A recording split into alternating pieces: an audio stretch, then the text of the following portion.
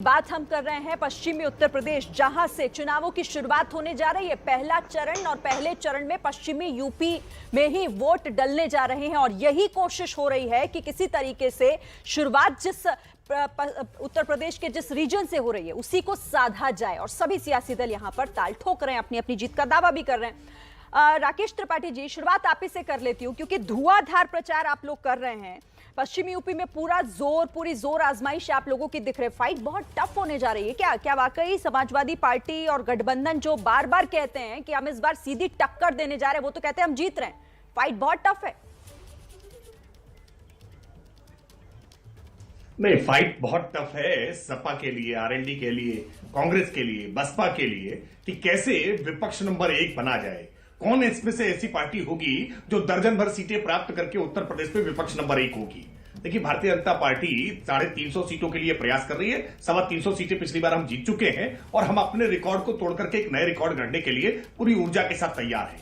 देखिए, पहली सूची जारी की समाजवादी पार्टी ने, पहले नंबर पर पहला कैंडिडेट कैराना से जारी किया उन्होंने नाहिद हसन। नाहिद हसन अभी उनके कैंडिडेट है या नहीं है, इसको लेकर के पूरी समाजवादी पार्टी भ्रम की स्थिति में है, क्योंकि नाहिद हसन जिस दिन जारी किए गए वो उसके बाद जेल चले गए। उनके एक प्रत्याशी जेल पर है, एक प्रत्याशी बेल पर छूट करके आ रहे हैं। यानी ये जेल और बेल वाले इनके प्रत्याशी ये भारतीय जनता पार्टी के साफ सुथरे प्रत्याशियों के सामने मुकाबला कहां कर पाएंगे। कैराना एक विकास का मॉडल है। हम भारतीय जनता पार्टी की सरकार कैराना को एक मॉडल के रूप में उत्तर प्रदेश की जनता के सामने प्रस्तुत कर रही है कि जब 2017 से पहले समाजवादी पार्टी की सरकार थी तो कैसे मुकीम काला, मुस्तकीम काला जैसे खूंखार अपराधियों के भय से बावन व्यापारियों को पलायन के लिए मजबूर होना पड़ा था। लेकिन भारतीय जनता पार्टी की योगी आदित्यनाथ जी की सरकार आने के बाद हमने उन अपराधियों के खौफ का अंत करने का काम किया और व्यापारियों को भरोसा दिलाने का काम किया कि आप वापस आइए, आकर के अपने रोजगार को चलाइए, किसी प्रकार की कोई समस्या नहीं होगी। और आज व्यापारी वापस लौटे हैं। ये भरोसा उत्तर प्रदेश की पूरी जनता को मिलता है। कैराना एक मॉडल है उसका।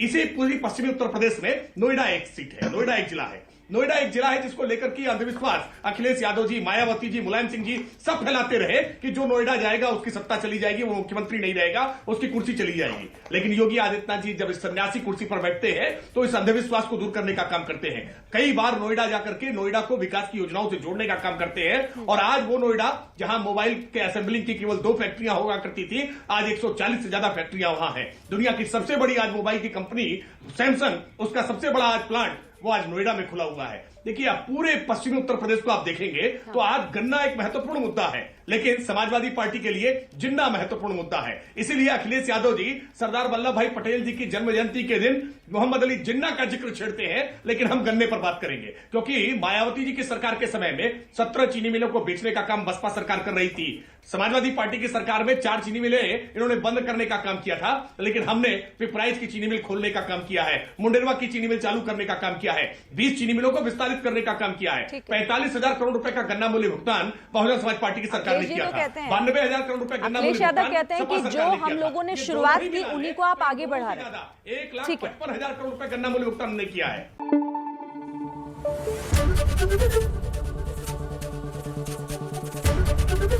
एबीपी न्यूज आपको रखे आगे।